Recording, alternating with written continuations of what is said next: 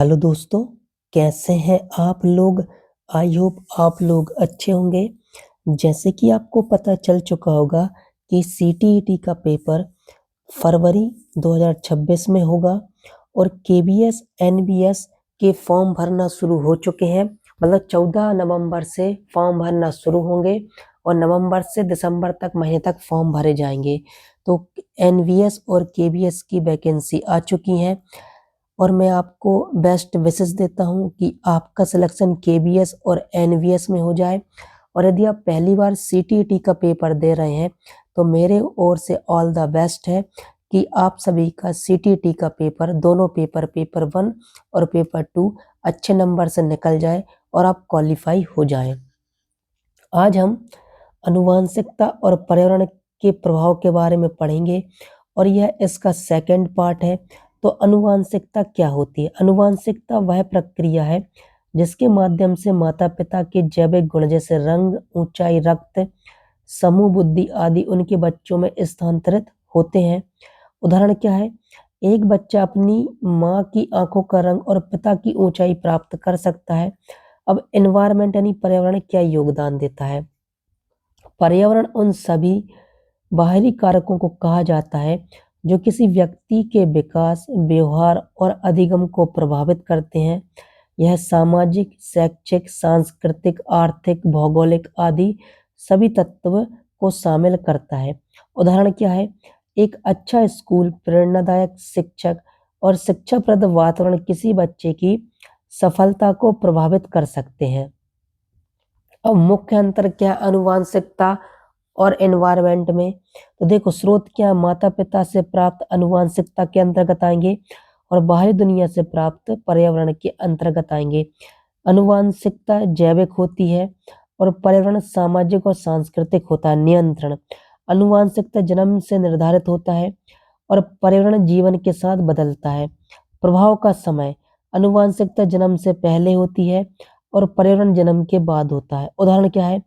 बुद्धि, त्वचा का रंग आनुवांशिकता का है और शिक्षा, भाषा और संस्कृति पर्यावरण का है। अब आनुवांशिकता के प्रमुख घटक क्या होते हैं?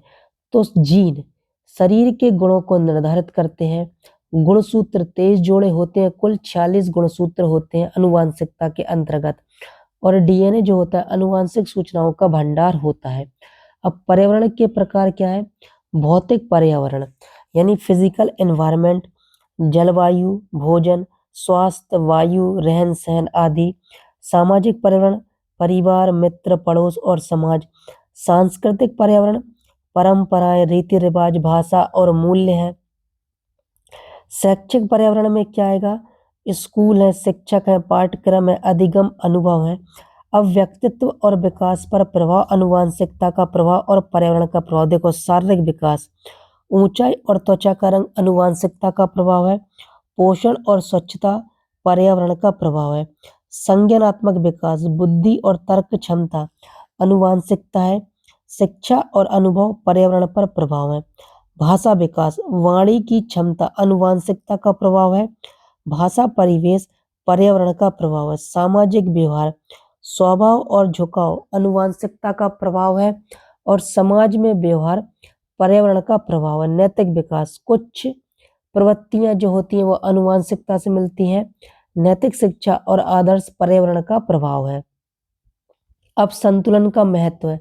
Interaction of heredity and environment, nature और नर्चर की बहस में आज माना जाता है कि दोनों का संतुलन ही बच्चे के संपूर्ण विकास के लिए आवश्यक होता है।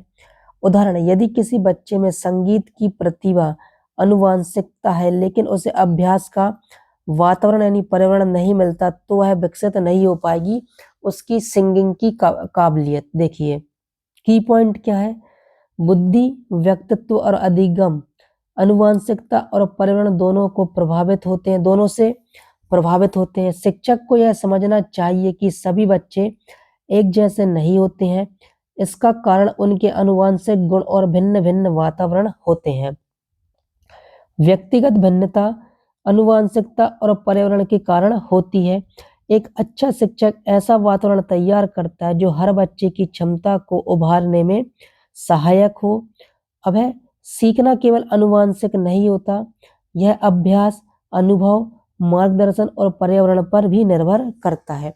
अब देखिए महत्वपूर्ण मनोवैज्ञानिकों ने क्या बोला इनके बारे में। पियाजे क्या बोलते हैं? सीखना एक सक्रिय प्रक्रिया है जिसमें बच्चे का वातावरण और उसका विकासात्मक स्तर दोनों मिलते हैं। वाइगोट्स्की क्या बोलते हैं? पर्यावरण और सामाजिक बातचीत बच्चे के सीखने में मुख्य भूमिका निभाते हैं। Z zone of proximal development इसका आधार है। स्किनर क्या बोलते हैं? पर्यावरणीय नियंत्रण और पुनर्वलन सीखने के मुख्य कारक हैं। अब इसमें कंक्लूजन क्या निकलता है? बच्चे का विकास एक जटिल प्रक्रिया है जिसमें आनुवांशिकता उसकी नींव रखती है और पर्यावरण उसकी दशा तय करती है। शिक्षक को दोनों को समझकर बालकों के लिए उपयुक्त शिक्षण रणनीति अपनानी चाहिए। अब देखिए, अब हमारे कुछ प्रश्न है। देखिए, बुद्धि जन्मजात होती है, यह कथन किस सिद्धांत को दर्शाता है? आनुवांशिकता को। दूसरा क्वेश्चन, शिक्षा का वातावरण सीखने में महत्वपूर्ण भूमिका निभाता है, यह किसका संकेत है? पर्यावरण का प्रभाव। नेचर और नर्चर बहस किससे संबंधित है? आनुवांशिकता बनाम पर्यावरण से। अब देखिए, आनुवांशिकता क्या है और इसके गुण क्या है? वह प्रक्रिया जिसके द्वारा माता पिता अपने शारीरिक, मानसिक और व्यवहारिक गुण अपने बच्चों को स्थानांतरित करते हैं। यह जीन के माध्यम से होता है और डीएनए में संग्रहित होते हैं। यह जन्म से पूर्व बच्चे की संभावित क्षमताओं और सीमाओं को निर्धारित करता है। अब प्रमुख गुण क्या है? इसके प्रमुख गुण है आईक्यू यानी बुद्धि, रंग, कद, नेत्र, बालों का रंग और नेत्र का रंग, प्रतिभा, संगीत, गणितीय क्षमता आदि, मानसिक विकार जैसे डिसलेक्सिया, सेक्रोजोफेनिया।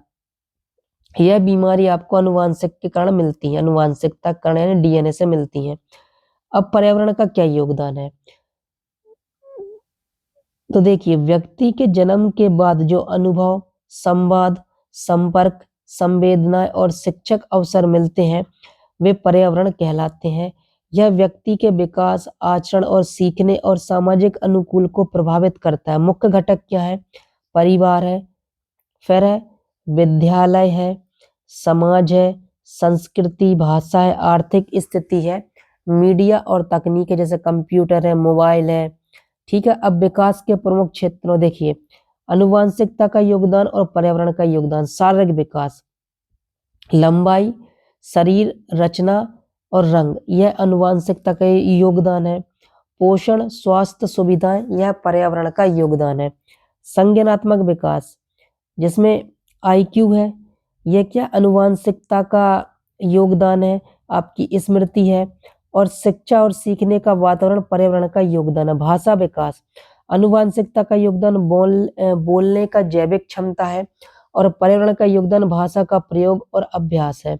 सामाजिक विकास, आनुवांशिकता का योगदान अंतर्मुखी और बहिर्मुखी स्वभाव है और पर्यावरण का योगदान सामाजिक संपर्क और समूह है। अब है नैतिक विकास, आनुवांशिकता का योगदान नैतिक प्रवृत्ति है और पर्यावरण का योगदान मूल्य शिक्षा और रोल मॉडल है। अब देखिए बुद्धि पर प्रभाव एनवायरमेंट का और हेरिडिटी का। देखो, बुद्धि का स्तर लगभग 50 से 70% आनुवांशिक होता है और 30 से 50% पर्यावरणीय होता है। उदाहरण, दो जुड़वा बच्चे जो अलग अलग घरों में पले बढ़े उनकी बुद्धि में अंतर हो सकता है क्योंकि पर्यावरण का प्रभाव अलग है। अब अधिगम का प्रभाव कैसे पर्यावरण और हेरिडिटी पर पड़ता है?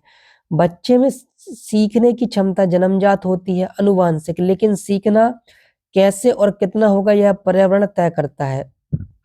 प्रेरक वातावरण, शिक्षक का व्यवहार, संसाधन आदि बच्चे को बेहतर सीखने में क्या करते हैं? सहायता करते हैं। अब आनुवांशिकता से संबंधित सिद्धांत, मेंडल का आनुवांशिक सिद्धांत, जो गुण है वह माता पिता से बच्चों में एक निश्चित नियम के तहत स्थानांतरित होते हैं। डोमिनेंट और रिसेसिव गुण होते हैं। अब है ट्विन स्टडी यानी जुड़वा अध्ययन क्या था? देखिए, एक समान और भिन्न समान जुड़वा बच्चे पर अध्ययन करके यह सिद्ध किया गया है कि आनुवांशिकता और पर्यावरण दोनों का प्रभाव बच्चे पर पड़ता है। अब पर्यावरण के विस्तृत घटक क्या है? पूर्वज, माँ के गर्भ में बच्चे को मिलने वाला पोषण, तनाव और स्वास्थ्य आदि का प्रभाव। पारिवारिक पर्यावरण, माता पिता का व्यवहार, परिवार की आर्थिक स्थिति, भाई बहनों से संबंध। शैक्षिक पर्यावरण, स्कूल, शिक्षक, पाठ्यक्रम, तकनीक का उपयोग और अधिगम विधियां। और सामाजिक और सांस्कृतिक पर्यावरण में क्या आएगा? रीति रिवाज, धर्म, संस्कृति, भाषा, सामाजिक मूल्यों पर प्रभाव। अब नेचर और नर्चर, यह बहस सैकड़ों वर्षों से चली आ रही है कि व्यक्ति जैसा है वह जन्म से है, नेचर या अनुभव से बना है, नर्चर। आधुनिक मनोविज्ञान कहता है व्यक्ति जो होता है अनुवांशिकता प्लस पर्यावरण प्लस स्वयं का प्रयास है। देखिए अब शिक्षण तत्व क्या है? व्यक्तिगत भिन्नता अनुवांशिकता और पर्यावरण दोनों के कारण होती है। समावेशी शिक्षा, अलग अलग पृष्ठभूमि को समझना होता है। प्रेरणा में अनुकूल वातावरण से बढ़ती है, यानी आप बच्चों को अनुकूल वातावरण देंगे तो बच्चों की प्रेरणा बढ़ेगी। अधिगम गति हर बच्चे की अलग अलग होती है, कारण है अनुवांशिकता जो होती है और प्लस वातावरण का संयोजन या गुणनफल है। अब देखो मनोवैज्ञानिक के विचार क्या है। प्याजे क्या बोलते हैं? विकास की प्रकृति आंतरिक होती है लेकिन अनुभव भी आवश्यक है। वाइगोट्स्की क्या बोलते हैं? समाज और भाषा, ZPD zone of proximal development के माध्यम से सीखना होता है। स्किनर क्या बोलते हैं? बाहरी व्यवहार पर्यावरण के कारण बनता है। जीन पियाजे क्या बोलते हैं? अनुवांशिकता और सक्रिय अनुभव दोनों विकास को आकार देते हैं। कंक्लूजन क्या है? केवल अनुवांशिकता का दोष देना या केवल पर्यावरण का श्रेय देना अधूरा दृष्टिकोण है। बाल विकास को सही दिशा देने के लिए दोनों तत्वों को समझना और समायोजित करना जरूरी है। एक अच्छा शिक्षक वही होता है जो बच्चे की पूर्व योग्यताओं यानी अनुवांशिकता को पहचानने और अनुकूल पर्यावरण प्रदान करे। अब देखिए अनुवांशिकता और पर्यावरण से संबंधित क्वेश्चन। व्यक्ति की आंखों का रंग और ऊंचाई किस पर निर्भर करती है? पर्यावरण पर, सामाजिक प्रभाव पर, अनुवांशिकता पर या शिक्षा पर? तो बच्चों की आंखों का रंग अनुवांशिकता पर डिपेंड करता है। देखिए बुद्धि के विकास में सबसे अधिक प्रभाव कौन सा है? केवल पर्यावरण का, केवल अनुवांशिकता का, दोनों का संतुलन या केवल शिक्षा? तो दोनों का संतुलन इसका आंसर है। तीसरा क्वेश्चन देखिए, नेचर और नर्चर किस विषय से संबंधित है? शिक्षा और तकनीक, अधिगम और पुनर्बलन, अनुवांशिकता बनाम पर्यावरण या अधिगम और भाषा? तो अनुवांशिकता बनाम पर्यावरण नेचर और नर्चर से संबंधित है। जुड़वा बच्चों पर किया गया अध्ययन किस सिद्धांत को स्पष्ट करता है? अधिगम का सिद्धांत, विकास के चरण, अनुवांशिकता का प्रभाव या मानसिक विकास? तो अनुवांशिकता का प्रभाव इसका आंसर है। पांचवा क्वेश्चन देखिए, बच्चा जन्म से अच्छा गायक है, यह किसका उदाहरण है? अधिगम का, पर्यावरण का, अनुवांशिकता का या संस्कृति का? तो अनुवांशिकता का उदाहरण है। स्कूल, शिक्षक और पाठ्यक्रम क्या दर्शाते हैं? जैविक घटक, सामाजिक दबाव, पर्यावरणीय घटक या मानसिक रोग? तो पर्यावरणीय घटक दर्शाते हैं। Zone of proximal development, ZPD का संबंध है पियाजे से, स्किनर से, वाइगोट्स्की से या फ्रायड से? तो वाइगोट्स्की से संबंधित है। निम्न में से कौन सा गुण पर्यावरण द्वारा प्रभावित नहीं होता है? आचरण, भाषा, त्वचा का रंग या मूल्य? तो त्वचा का रंग पर्यावरण द्वारा प्रभावित नहीं होता है।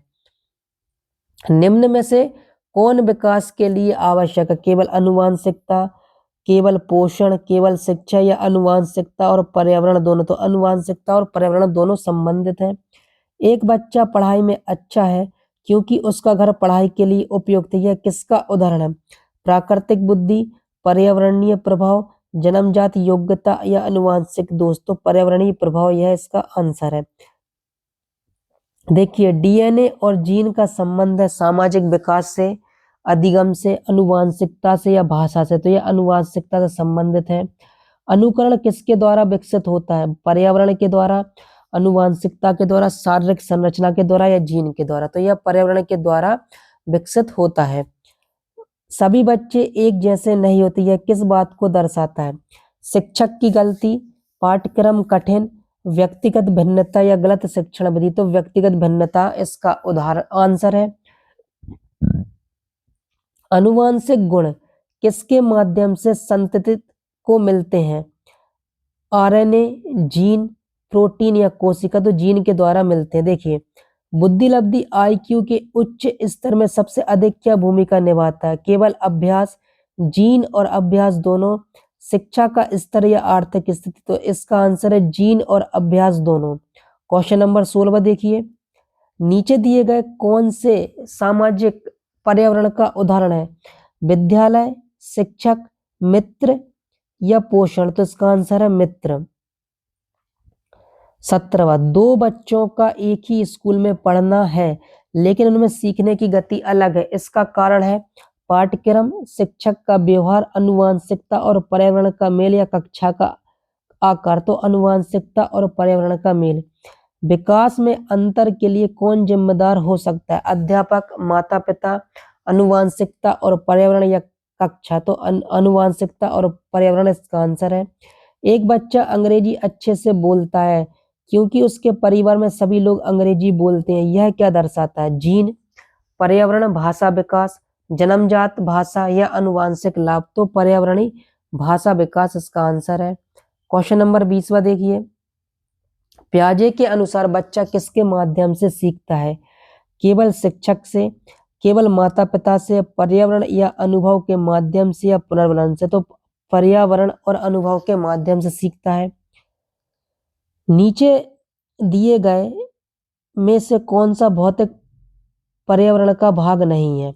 हवा, पोषण, परिवार और जलवायु? तो परिवार इसका आंसर है। तो दोस्तों मैंने आपको हेरिडिटी और एनवायरनमेंट से इसका मैं सेकंड पार्ट लेकर आया हूँ और अब यह पार्ट खत्म हो चुका है। मैं कोशिश करूंगा कि इसका तीसरा पार्ट लेकर भी आऊं। यदि तीसरा पार्ट नहीं आता है तो ये केवल इतना ही है, आनुवंशिकता और पर्यावरण। मैंने कैसा पढ़ाया कमेंट बॉक्स में जरूर बताएं। मैंने अच्छा पढ़ाया हो तो जरूर लिखें, यदि मैंने खराब पढ़ाया है तो वह भी लिखें कि मैंने क्या खराब पढ़ाया।